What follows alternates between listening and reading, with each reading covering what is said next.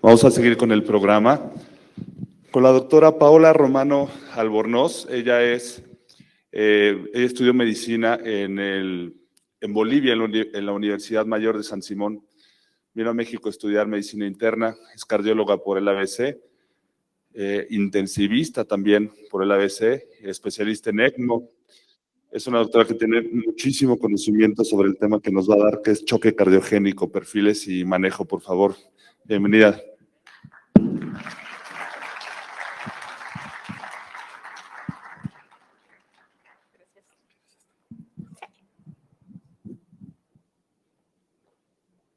¿Dónde está el para mover? Desde hace rato estaba viendo gente que está muy relajada. Entonces, tiren sus manos, todo. Espero que sea una presentación que les agrade a todos y les pueda aportar algo. Vamos a revisar un tema, pues, temido para la cardiología, una de las entidades más peligrosas cuando se presenta, y quiero dejarles plasmado sobre todo los perfiles específicos del choque cardiogénico y el manejo que se debe seguir.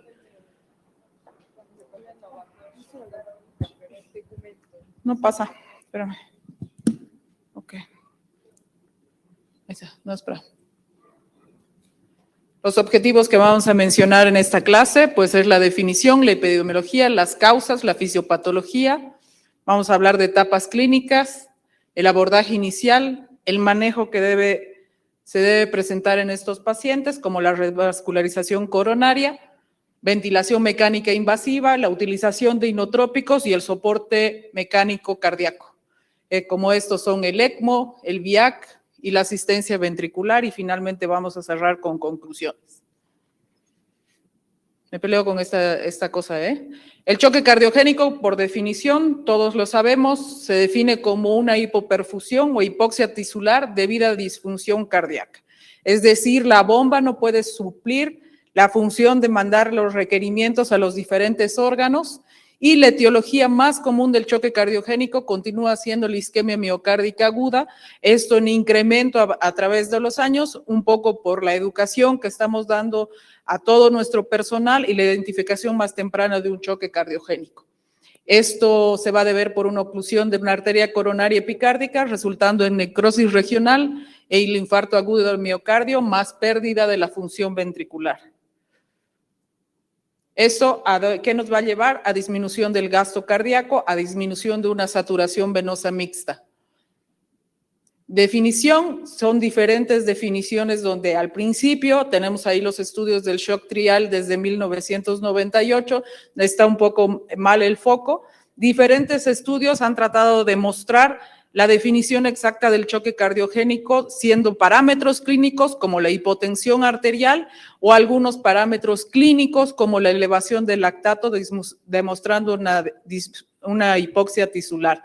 Esto, ¿por qué es importante? Antes, para hacer el diagnóstico de choque cardiogénico, ya hablábamos del choque cardiogénico y los diferentes diagnósticos diferenciales, nosotros teníamos que tener un catéter de flotación hacia el lado derecho del corazón, donde se medían las presiones y se observaba que había un incremento de las presiones en el ventrículo izquierdo. Ahora se ha retirado en todo que es exclusivamente un paciente con catéter Swan-Ganz, se pueden tomar otros parámetros, como les digo, sobre todo la hipotensión arterial. Entonces, hablando de epidemiología, les había dicho que 5 al 10% de los pacientes que tienen un infarto agudo del miocardio pueden derivar en choque cardiogénico. Cuando ya se presenta el choque, el infarto, la mortalidad todavía sigue siendo alta, aunque ha ido en disminución, cercana al 40%. Basado en ensayos como el Culprit Shock, la angiografía coronaria y la revascularización reducen la mortalidad de un 51.3 a un 43.3. Este es uno de los estudios más importantes para nosotros en cuanto al choque cardiogénico y qué es lo que se debe hacer entre si se trata a una arteria culpable o se tratan todas las arterias y respecto a la mortalidad. Este estudio, específicamente el Culprit Shock, mostró que el tratamiento de la arteria culpable te va a disminuir la mortalidad, te va a evitar algunas complicaciones como es la utilización de sustitución renal y mayor deterioro renal por el choque cardiogénico. A la de Rosado, que se está durmiendo, pero desde aquí con mi láser le voy a dar perro. Eso sí me choca cuando alguien está dando una clase, traten de despabilarse. Y si están con mucho sueño, mejor sálganse por un café, porque si no, uno se queda muy como que se están durmiendo. Me pueden cortar, hablo fuerte, me gustan las cosas dinámicas, me pueden cortar en cualquier momento si hay algo que quieran que les especifique. El infarto agudo de miocardio, existen otras condiciones como la cardiomiopatía, la miocarditis, la contusión miocárdica, la utilización de bomba de circulación extracorpórea cuando se prolonga por tiempos muy prolongados en una cirugía cardiotorácica puede ser la causa de un choque cardiogénico, una obstrucción del llenado ventricular izquierdo, regurgitación mitral aguda y la insuficiencia aórtica aguda. Pues eso es para clasificar, van a ser alteraciones de ventrículo izquierdo, como había mencionado el infarto, pueden ser entidades de ventrículo derecho, el más importante del ventrículo derecho siempre va a ser la tromboembolia pulmonar, la presencia de arritmias, enfermedades pericárdicas, una entidad que antes no se tomaba en cuenta, los avances de la tecnología en cuanto al tratamiento de cáncer está permitiendo hacer terapias dirigidas, sobre todo en pacientes oncológicos, pero a nosotros los cardiólogos pues nos da el golpe al corazón. Es realmente amor y odio con las nuevas terapias y es algo que hay que considerarlo muy importante, sobre todo los nuevos agentes. Y también la disfunción de válvulas mecánicas. La fisiopatología, aquí pues está un poquito mal el Zoom, traten de descargar este artículo, es del 2021 del JAMA, explica específicamente la fisiopatología. En la parte de arriba vamos a tener que posterior a la oclusión de una arteria epicárdica vamos a tener diferentes mecanismos.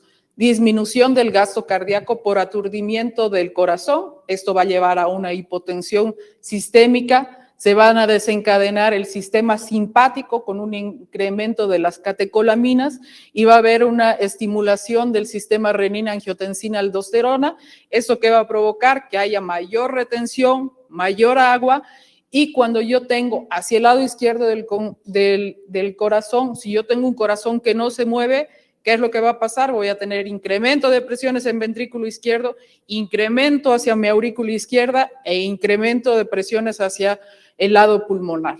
Con esto se va a alterar la difusión alveolo capilar, se va a llenar de agua y si yo tengo un sistema de renina-angiotensina-aldosterona, además que no me está depurando y se está estimulando, vamos a tener el tan conocido edema agudo pulmonar. Las etapas clínicas, ese es el SCAI de la clasificación europea. Nosotros antes siempre encontrábamos al paciente en el estadio C, que es el clásico, el paciente hipotenso, el paciente ya en choque cardiogénico. Se ha tratado de hacer esta clasificación para identificar a los pacientes en etapas más tempranas. ¿De qué se trata de esto? El A es el paciente en riesgo, un paciente que yo sé que me llegó a urgencias con un infarto extenso anterior. Tiene riesgo de presentar un choque cardiogénico. Un paciente que se ha utilizado antracíclicos y se han utilizado medicamentos oncológicos de los nuevos que sé que pueden golpear a mi corazón. Ese es el paciente de riesgo, esos son los pacientes que no necesariamente están en un choque cardiogénico, pero están en un estadio B. En el B vamos a iniciar el choque cardiogénico, donde va a ser un paciente que puede tener hipotensión arterial, no va a tener afectación a otros órganos, va a responder a las maniobras iniciales que yo empiece a hacer.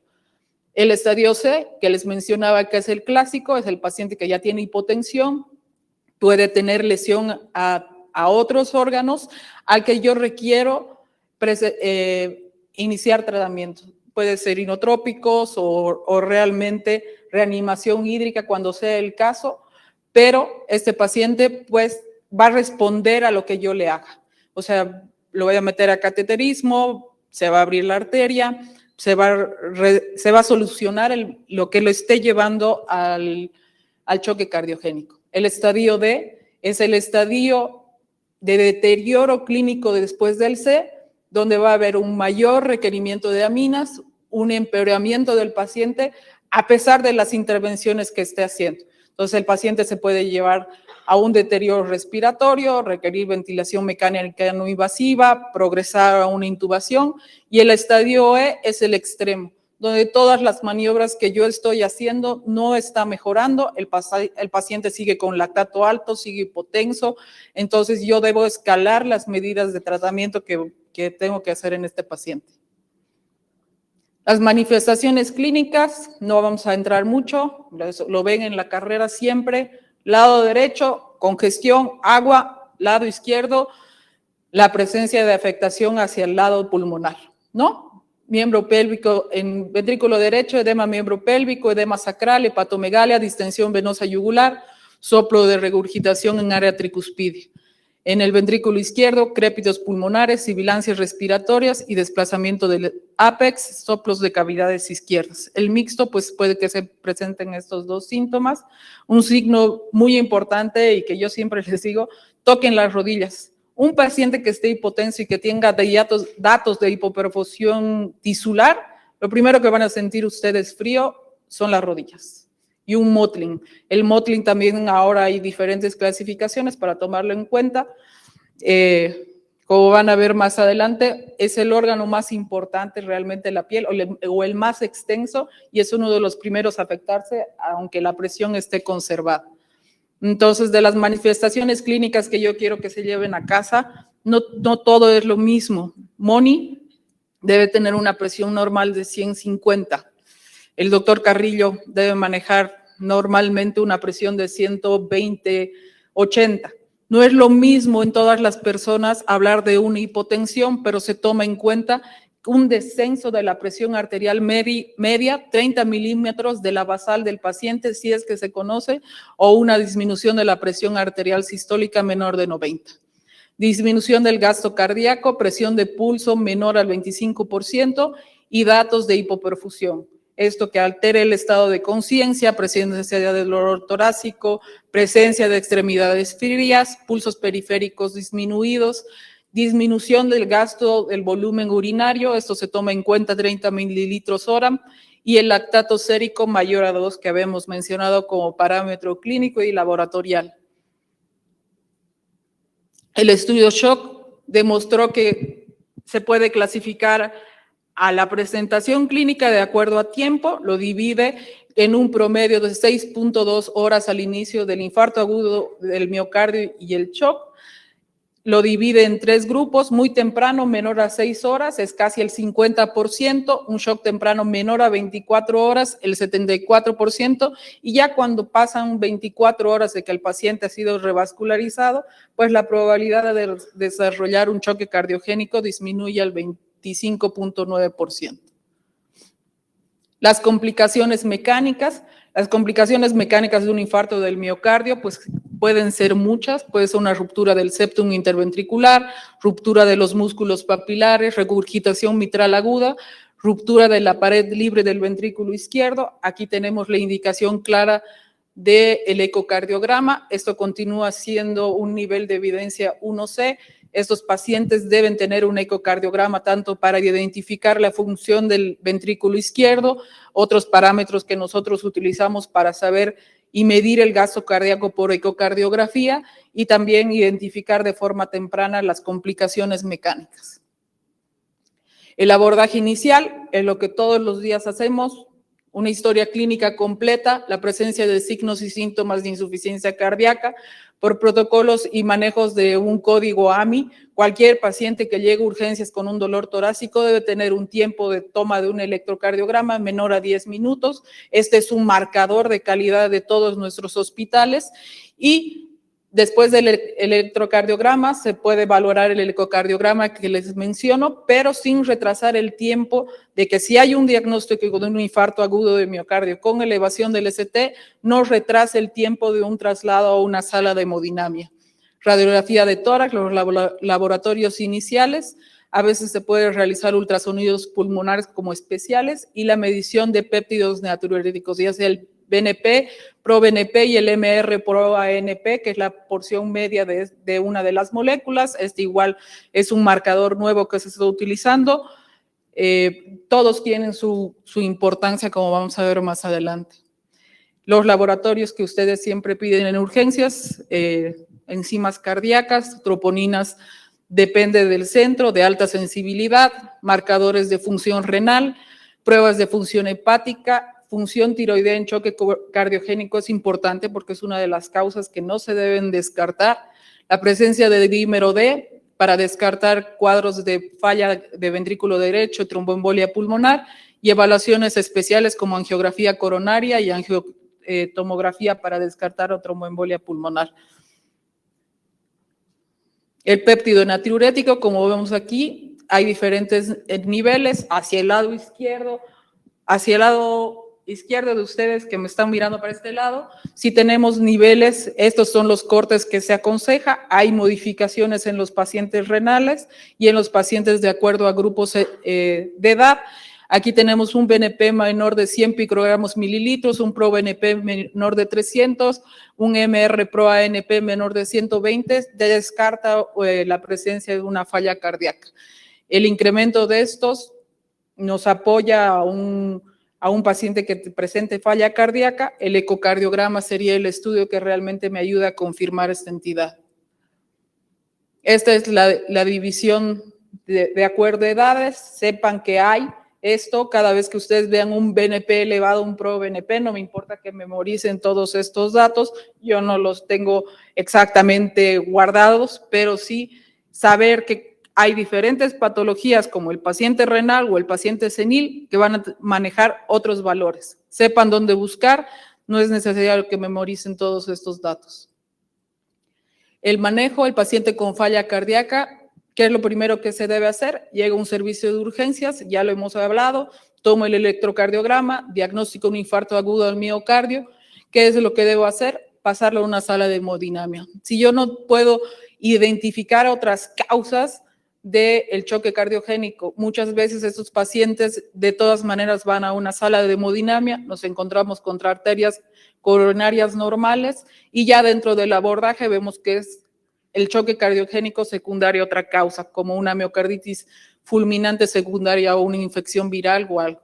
Dentro del manejo ya vamos a ir desglosando. Esto que no se vea tan clarito no me gusta, pero bueno, es la terapia de ventilación mecánica invasiva, la utilización de vasopresores antes de los inotrópicos y considerar el soporte mecánico circulatorio.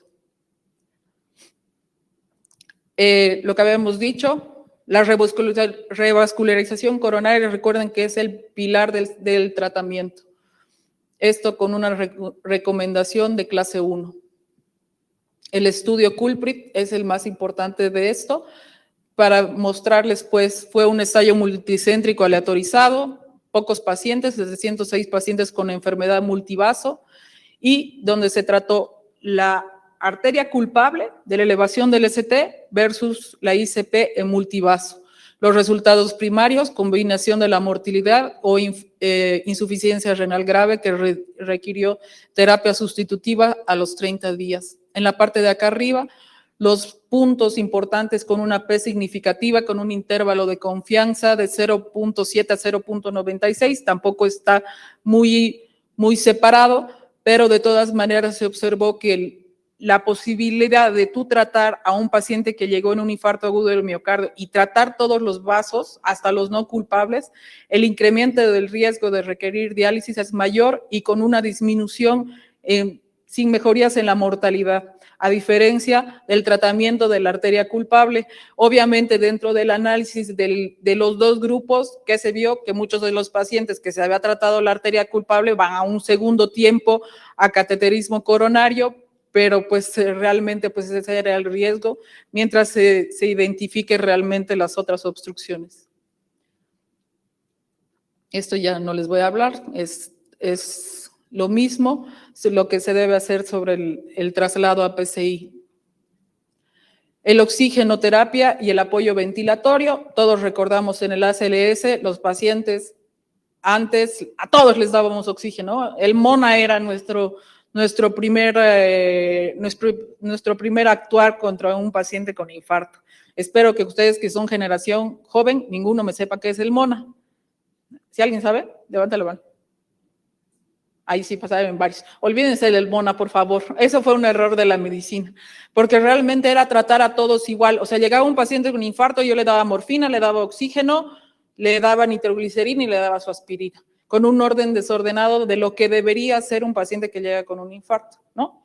A un paciente con infarto hay que evaluar, es un infarto derecho, se me ve hipotensar, es un infarto del lado izquierdo, no a todos les doy morfina, no a todos les doy oxígeno. Esto del oxígeno les menciono, que siempre recuerden, sobre todo en temas de primer contacto o un paciente con riesgo de paro cardiorrespiratorio, solo debe recibir oxígeno el paciente que tiene una saturación de oxígeno menor al 90%, una PO2 menor a 60 milímetros de mercurio para corregir la hipoxemia. La ventilación mecánica no invasiva continúa siendo un punto de quiebre muchas veces para los cardiólogos. ¿Cuánto se debe usar? Se puede dar presión positiva en un paciente que esté tranquilo y donde yo no le genere mayor estrés, aumentando su consumo y empeorando su cardiopatía isquémica. Iniciar ventilación mecánica no invasiva con presión positiva cuando la frecuencia es mayor de 25 y una saturación de 90. Esto no me debe permitir que yo retrase una ventilación mecánica invasiva. No existen criterios de cuál es el mejor modo ventilatorio donde se deba manejar a los pacientes con choque cardiogénico. Lo único que sabemos es lo mismo que sabemos de medidas de protección pulmonar. Bajos volúmenes, bajos PIP, no dañar al corazón y tratar de pues, estar el menor tiempo posible intubado. Esto me va a ayudar a corregir principalmente la hipoxemia que habíamos visto con una PO2 menor de 60 y también en el caso que hubiera una PaCO2 mayor de 50. Inotrópicos, todos aquí hay muchos estudios, que inotrópicos sí, que inotrópicos no. Ejemplos, pues la dobutamina, la milrinona y el levosimendan son los que generalmente nosotros usamos en disfunción del ventrículo izquierdo. Como les había dicho muchas veces, cuando estamos en una etapa inicial de un choque cardiogénico en el C, le pongo agua, le pongo primero vasopresores, primero, antes de los inotrópicos, debo considerar primero la noradrenalina. Ese es el fármaco que ha permitido ver si se va a poder solucionar lo que está pasando, y dentro de los inotrópicos todos tienen sus contraindicaciones y riesgos. La dobutamina continúa teniendo un mecanismo de incremento de frecuencia cardíaca, aumento de consumo, aumento del potencial arritmogénico. La milrinona igual tiene un potencial arritmogénico, tiene el beneficio de apoyar a la contractilidad cardíaca de forma inmediata, más rápida que el levosimendan. El levosimendan, uno de los usos que se debe recordar siempre, que es uno de los primeros fármacos que se debe utilizar en un paciente en choque cardiogénico que ya utilizaba beta bloqueadores, porque si yo le doy dobutamina, no tiene dónde actuar, sus receptores están ocupados, entonces puedo utilizar el levosimendan. Esto también son temas de que hay que revisarlos mucho, traten de leer la farmacología. Yo siempre les he dicho a mis estudiantes, todos nos olvidamos mecanismos de acción de fármacos, pero si ustedes agarran siempre que vayan a una unidad coronaria o algo y vean un fármaco, solo vean mecanismo de acción, cuándo sí, cuándo no, cuáles son los estudios prototipo, y van a ver que cada uno va haciendo su propio vademecum de medicamentos. Pues los riesgos del levosimendan, ya les había dicho, sobre todo la vasodilatación periférica y la hipotensión. Los fármacos, aquí están los diferentes perfiles inotrópicos. Ya les mencioné esto del levosimendan, que tiene mínimos efectos a nivel, sobre todo en el consumo miocárdico. Ahí. El soporte circulatorio y mecánico. ¿Quiénes han visto las curvas de presión-volumen? No sé si las conocen. Levanten su mano, ¿quiénes conocen las curvas de presión-volumen? Bueno, quisiera, esta parte de aquí es bien difícil explicarles en una sola sesión, porque son temas que todo el tiempo lo van a ver en cardiología. Nosotros hacemos una correlación de lo que es la presión y el volumen. Esto, en la parte vertical tenemos la presión y volumen en la parte horizontal. Esto me va a permitir tener un cuadro rojo que ven acá, que es un gasto cardíaco normal. Si nosotros nos vamos del D a A, esos son mis periodos de llenado diastólico. Hay llenado rápido, llenado lento y contracción auricular. Cuando yo llego a la contracción auricular, se cierra la válvula mitral, se cierra la válvula tricúspide. ¿Qué va a pasar en el corazón? Empieza a haber el periodo de contracción isovolumétrica, donde las presiones del corazón se elevan a un punto donde yo tengo el punto B, ¿sí lo ve? Que se abre la válvula aórtica. Se abre la válvula aórtica y empieza el periodo sistólico. Eso que ven hacia arriba es ya la expulsión de la sangre del corazón en el periodo sistólico de B a C. Cuando llega a C, otra vez se abre la válvula mitral, se abre la tricuspide y tenemos el periodo de relajación isovolumétrica. Lean el ciclo cardíaco, les va a ayudar a entender muchas cosas, sobre todo cuando nosotros hablemos de soporte ventilatorio mecánico. ¿Qué hace el soporte ventilatorio mecánico? Aquí tenemos una curva normal, donde yo tengo un paciente, les voy a mostrar en otra para que me entiendan más rápido. Esta no, esta es muy complicado. El soporte circulatorio mecánico son las diferentes aparatos, tecnologías que nosotros podemos utilizar en un choque cardiogénico. El primero que vamos a usar, muchas veces se quiere quitar y en desuso, es el balón de contrapulsación aórtica con un nivel de evidencia 2A-B. Les voy a mostrar aquí un dibujo ahorita. Espera, déjenme mostrarles.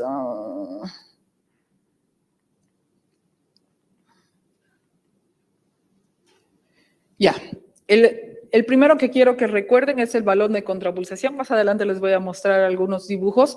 Es como si fuera un balón que va desde la arteria femoral a la parte antes de la válvula aórtica. Es un globo que se ve inflar en el periodo diastólico, conectado a una consola y sincronizado con el ritmo del paciente. Eso cuando hace el inflado de este balón, tengo dos efectos, que al inflarse, las 3 arterias que van al corazón se llenan de sangre. Entonces me ayuda a incrementar la perfusión miocárdica. Y después cuando se desinfla, hace un efecto que se llama de succión, donde disminuye la poscarga y ayuda al ventrículo izquierdo, que apenas está teniendo fuerza, a sacar ese volumen excedente que tiene en el ventrículo izquierdo. El soporte vital extracorpóreo, muchos de ustedes han escuchado del ECMO, ¿qué son? Son membranas de oxigenación extracorpóreas, venosa arterial, tiene el mismo sistema prácticamente de una bomba de circulación extracorpórea, solamente que estas son consolas más chiquitas y se hacen de manera percutánea o también puede ser de canulación central como en una cirugía, donde ¿qué es lo que se hace? Se saca por una arteria sangre no oxigenada y por un ciclado va al oxigenador externo y regresa sangre oxigenada otra vez al paciente. El ECMO en choque cardiogénico permite estabilidad hemodinámica, aumenta flujo sanguíneo aórtico y la presión de perfusión de órganos. Efectos adversos, pues hacer una bomba de centrifugación puede provocar hemólisis, puede provocar sangrado. Las tuberías pues llevan un volumen casi de 400, 500 mililitros solamente en la parte externa. Pueden presentar también, porque entramos por una arteria al corazón, la de retorno, isquemia de miembro pélvico, muchas veces termina en una amputación en un 4% y el desprendimiento de placas hasta un 6%. ¿Qué pasa si se disminuye la contractilidad del ventrículo izquierdo de forma aguda?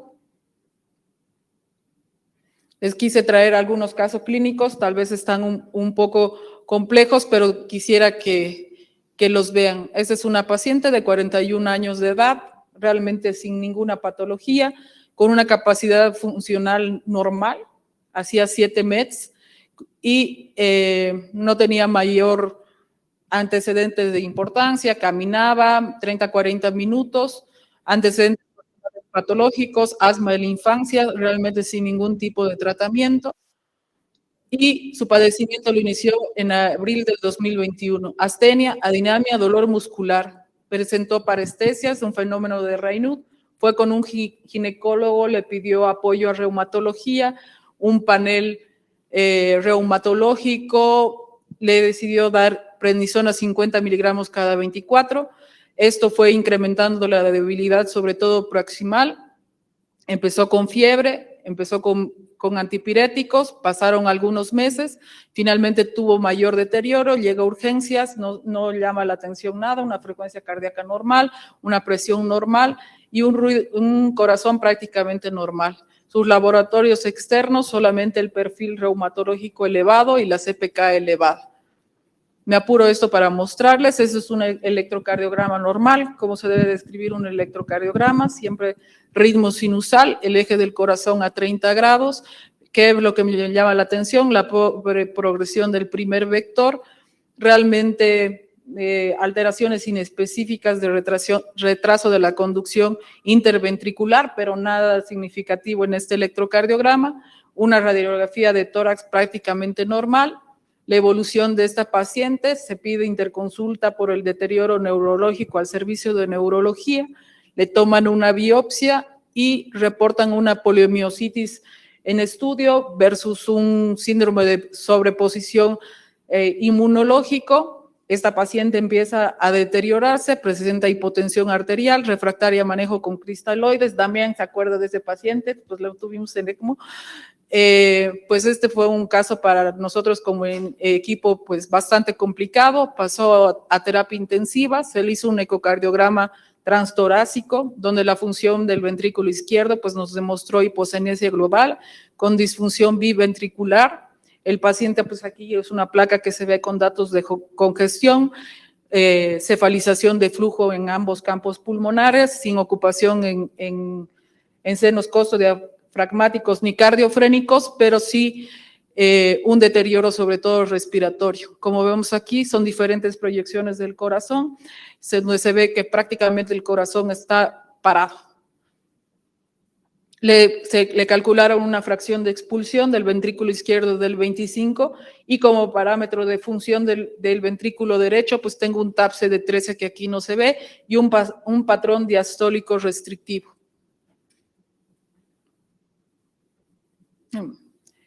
Listo, esto ya les dije. El comportamiento hemodinámico, pues esta paciente fue escalando las medidas, inicialmente con una presión arterial media que no la podíamos alcanzar. El primer fármaco que se utilizó en ella fue norepinefrina. No tuvo respuesta. Agregamos, bueno, esos son los parámetros laboratoriales, una saturación venosa mixta de 44 y un lactato de 3.8. Se decidió iniciar inotrópico con levosimendan. Las dosis no son relevantes. Un índice cardíaco disminuido, una saturación venosa que no levantó a pesar del inotrópico, se decidió agregar un segundo inotrópico con dobutamina y un segundo vasopresor con vasopresina. Se intubó al paciente, esta es la ventilación mecánica invasiva, y finalmente este paciente lo llevamos a soporte circulatorio mecánico. Tuvimos mayor deterioro, incremento de lactato a 9. Les voy a mostrar en esta. Se trató de utilizar epinefrina como ya última terapia de rescate y pues esto es lo que se hizo con el paciente. Estuvo en ventilación mecánica invasiva, se canuló como periférico como ECMO arterial, tuvo una conversión veno-arterio-venosa, no vamos a hablar de las diferentes modalidades del ECMO ahorita, estuvo con soporte renal continuo por la inestabilidad hemodinámica, requirió cristaloides, coloides, paquetes globulares y la evolución finalmente fue pues al deterioro, una acidosis metabólica refractaria y un edema agudo pulmonar.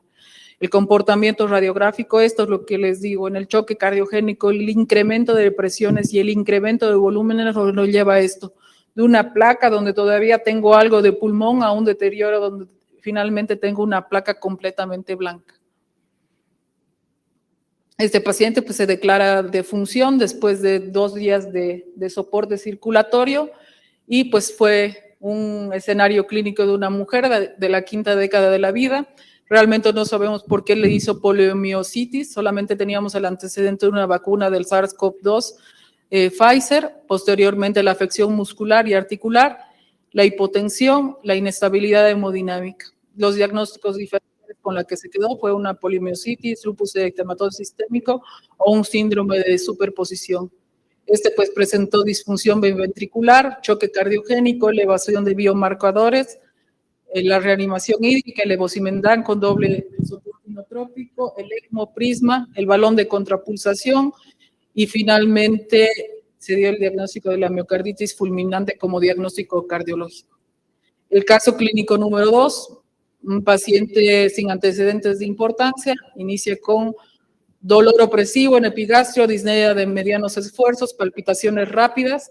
Este paciente estaba en tratamiento con beta bloqueador y diurético, es en un hospital externo al HAL, sin mejoría, presenta deterioro, náuseas, vómitos e hipotensión arterial.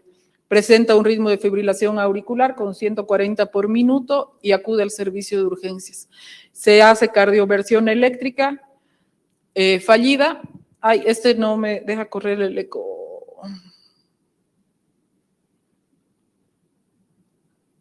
Igual, un paciente con dilatación de 4 cavidades, hipertrofia excéntrica, engrosamiento sistólico y hipocinesia generalizada, una FEBI del 24%, un gasto cardíaco de 2.1, una disfunción biventricular con un TAPSE del lado derecho pues de 10, una onda tricuspide de 5.9, disfunción diastólica con incremento de presiones del llenado y una insuficiencia mitral moderada y insuficiencia tricuspidia torrencial.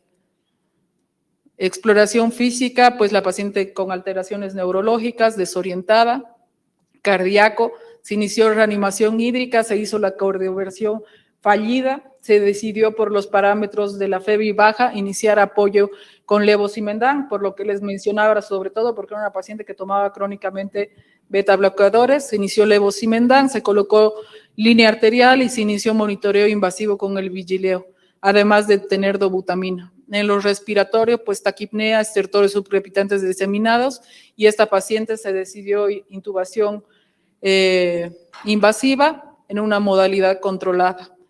El abdomen, pues datos sugestivos de falla cardíaca, siempre van a ser la hepatomegalia y el reflejo hepatoyugular positivo. El paciente ya no orinaba con una acidosis metabólica por hiperlactatemia tipo A y un anión GAP elevado. Esta es su gasometría de inicio, con un déficit de base de menos 13.7 y un bicarbonato pues en 15. Ahí. El electrocardiograma que les llama la atención, habíamos dicho que había llegado con un ritmo de fibrilación auricular, es un ritmo no sinusal, llama la atención igual una pobre producción del primer vector, complejos de pequeño voltaje, y datos de sobrecarga de ventrículo izquierdo con una transición tardía entre B4 y B5. La radiografía de tórax, aunque no es la mejor proyección, siempre les digo, si es una portátil, no digan que hay cardiomegalia, pero sí la podemos inferir por el agrandamiento que tenemos de las cavidades. Esta no sé si va a correr, ahí está.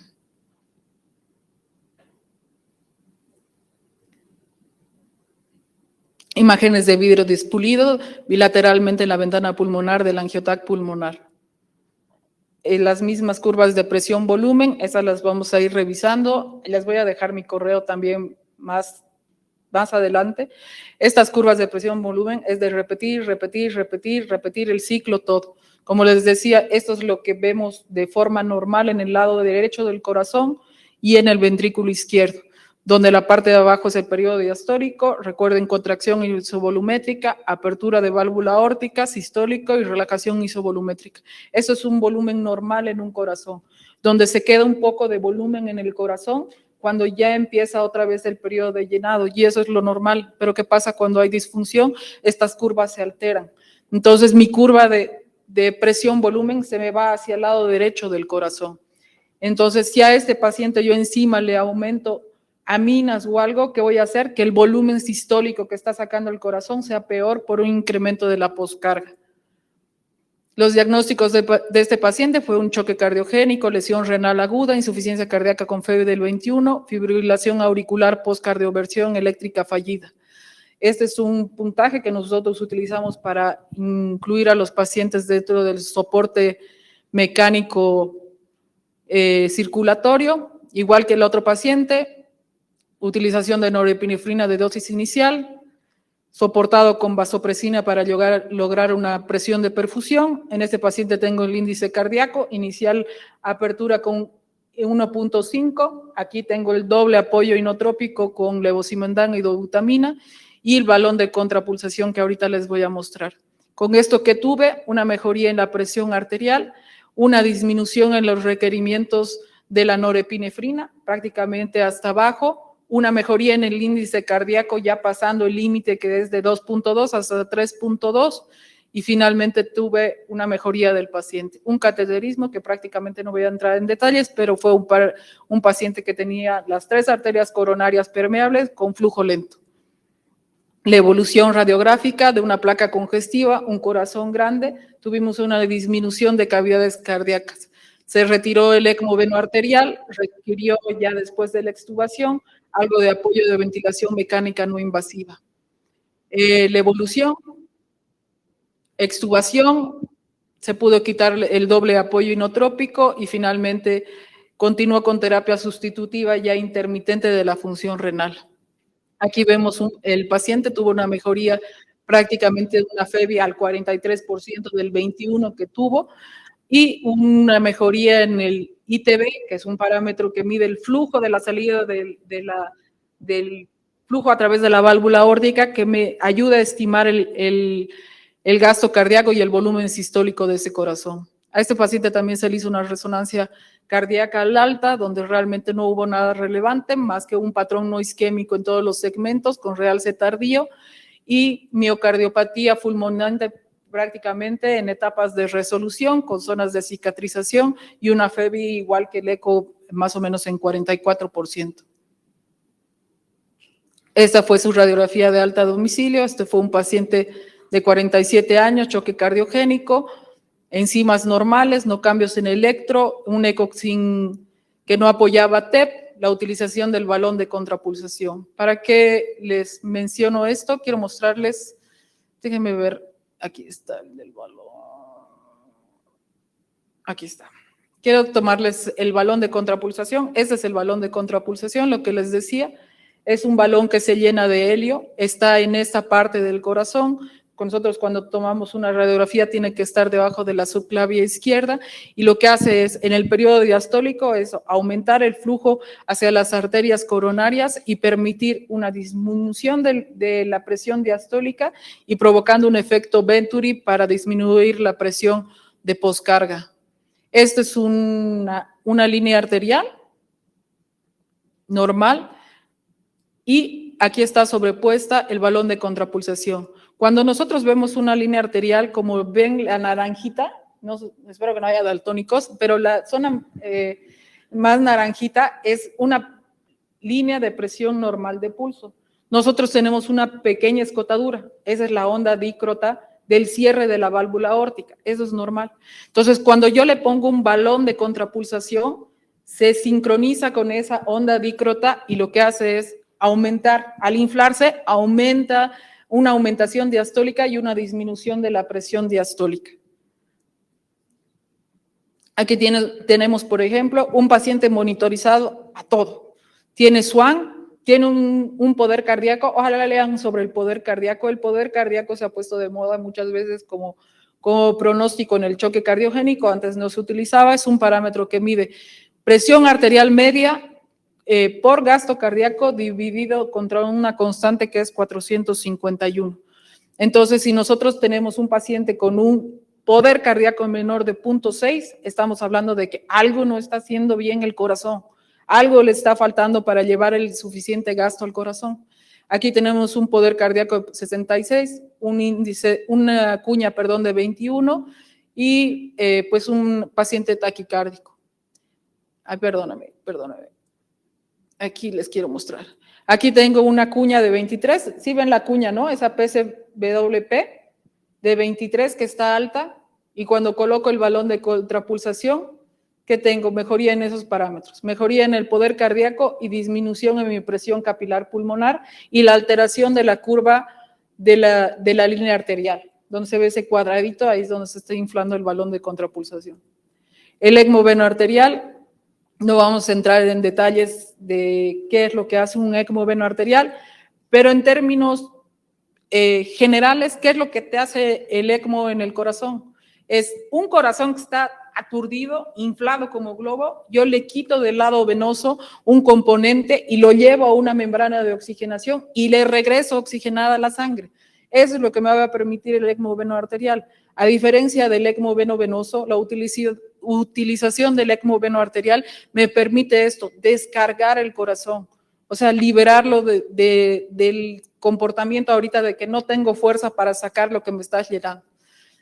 Los efectos del ECMO pueden ser muy diferentes, estos ya son manejos técnicos de lo que se debe hacer y cómo se debe ir titulando el volumen que yo le voy a dar, más el volumen que el paciente me da de gasto cardíaco.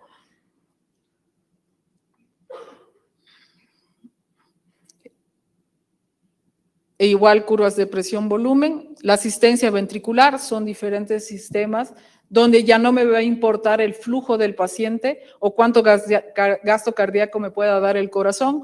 Estos van a ser sistemas que van a utilizar más o menos el mismo sistema del ECMO, pero a diferencia, ellos me van a dar todo el gasto cardíaco. Me pueden dar un gasto cardíaco hasta de 7 litros. Aquí tengo el Impella. El Impella es un dispositivo que se administra por vía percutánea, donde tiene aquí una zona donde va a descargar el ventrículo izquierdo y después me va a inyectar la sangre en la parte de adelante. Las características, pues, de eso, muchas revoluciones, riesgo de hemólisis y todo. Ya para cerrar este tema, en conclusiones, pues, hablar de perfiles hemodinámicos no es lo mismo un choque cardiogénico de origen derecho, izquierdo, en un paciente crónico, en un paciente agudo, en un paciente que esté modulado a tener el corazón dilatado, a los diferentes comportamientos, sobre todo en tiempo. Entonces, el perfil hemodinámico en pacientes que van a requerir soporte circulatorio permite tomar las decisiones correctas en cada caso y no considerar que es la terapia salvadora. Antes de poner la terapia de soporte circulatorio, se debe recordar que debo tener puente a qué. Puente a que lo voy a llevar a sala de hemodinamia y voy a poder abrirlo. Puente a porque es un paciente que tiene buen pronóstico neurológico, tiene buen pronóstico oncológico. O sea, son muchas cosas que éticamente se debe considerar antes de meter a un paciente dentro de soporte circulatorio, sobre todo el arterial. Y otras cosas de considerar, este paciente tiene lo demás sano, es un paciente que lo puedo llevar a un programa de trasplante cardíaco y poner un dispositivo de asistencia de larga permanencia. El reconocimiento temprano, escalar medidas cuando las condiciones de soporte lo requieran, esto es algo que todos los médicos debemos aprender. Yo les digo sinceramente, al ser híbrida, cardiología y terapia intensiva, a los intensivistas nos cuesta decir, no está yendo bien mi paciente, necesito ayuda y debo escalar medidas. Es algo que sientes así como que, ¿qué está pasando, no? Y quieres seguir luchando y te sigues trepando en aminas, todo, y cuando ya el daño a diferentes órganos es mayor. El choque cardiogénico continúa siendo una entidad de soporte en situaciones de extremo deterioro. El crecimiento de unidades multidisciplinarias donde crezca la experiencia de la utilización de asistencia y me parece muy importante decirles que en la medicina hay que ser más proactivos, anticiparnos a unas rodillas frías, a un Motling, a realmente ser reactivos y empezar con una terapia de reanimación cardiopulmonar cuando el paciente ya esté en paro. Espero que les haya gustado la sesión. La siguiente diapo, pues está mi correo. Hablo golpeado, los sudamericanos hablan golpeado, siempre se asustan cuando hablo golpeado, pero cualquier cosa que necesiten, escríbanme, doc, explíqueme esta parte de presión, volumen, las curvas, con mucho gusto lo puedo hacer. Todo lo que tenga de información igual se los puedo pasar, solamente me ponen en el asunto el CAREM y ya yo les respondo. ¿No?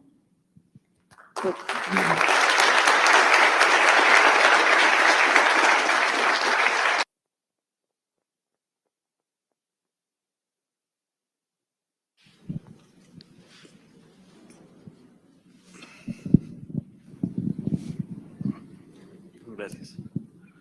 Buenos días, doctora. Tengo una duda respecto al tratamiento. Es más enfocado hacia la reanimación hídrica. Ajá. ¿En todos los pacientes se usa reanimación hídrica? Bueno, son dos preguntas.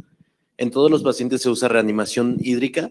Y la otra pregunta sería, ¿por qué se usa si se supone que el problema es una falla de bomba, ¿por qué le metemos más líquidos? Eso es algo que es bien importante que ustedes los identifiquen.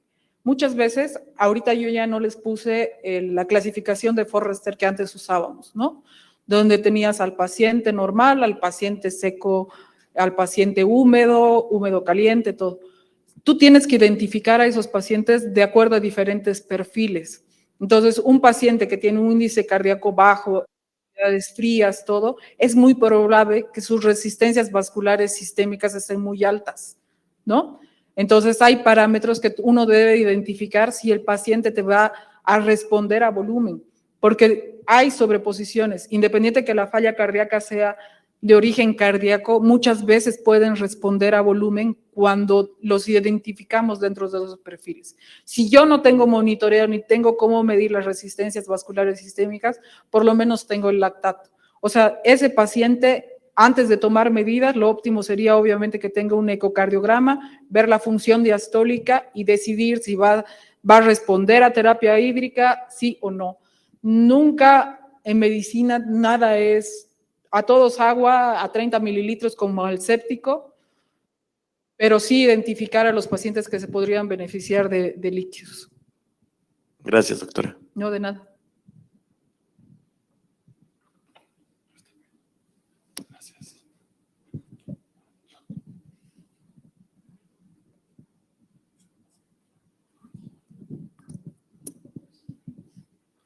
Hola, buenos días, doctora. Yo tenía una pregunta con respecto a lo que dijo el ProBNP como parte del abordaje inicial. Ajá. ¿Qué tan rápido se eleva como para poder identificar que sí, en efecto, está yendo hacia un choque cardiogénico?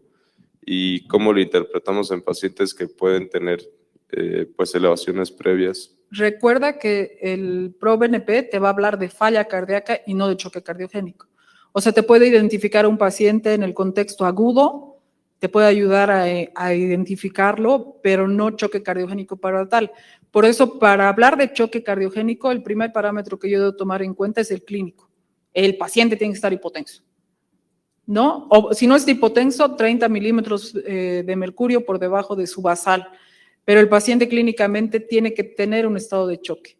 Hay pacientes que tienen, por eso los diferentes estadios pueden tener un ProBNP elevado, secundario a una arritmia o algo, y no necesariamente va a estar en cardiogénico, ¿no? Igual los renales, o sea, van a vivir con niveles más elevados de estos marcadores. ¿Por qué? Porque todo es dilatación de aurícula. El paciente con enfermedad renal tiene dilatación de aurícula, tiene incremento de presiones del lado derecho del corazón y sus marcadores van a estar elevados, ¿no? Gracias. No, de nada.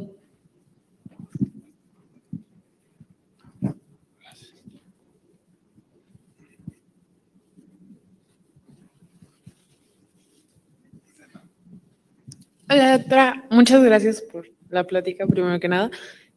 Segundo, o sea, justo hablando un poquito como de falla cardíaca, en instituciones o contextos en donde no se pueda hacer el ProBNP por falta de recursos o así, ¿con el eco y la clínica basta para diagnosticarlo? Sobre todo el choque cardiogénico, sí. Okay. Porque mira, en muchos centros, incluso en nuestros hospitales privados, muchas veces hay mucho retraso laboratorial. Entonces, el paciente en choque cardiogénico es una urgencia. Es una urgencia que hemos hablado de los porcentajes de la cardiopatía isquémica, todo, se debe actuar inmediatamente. Lo óptimo es que el ecocardiograma se realice de forma inmediata, pero les digo, sin retrasar el paso a una unidad de hemodinamia. Esto considerando el abordaje inicial de un síndrome con elevación del ST y uno sin elevación del ST. Perfecto, muchas gracias, doctora. A ti. Te voy a preguntar, Andrés, ¿eh? Pregunta, No, mentira. Pues, muchísimas gracias. No, ustedes estudien ¿Algún mucho. comentario?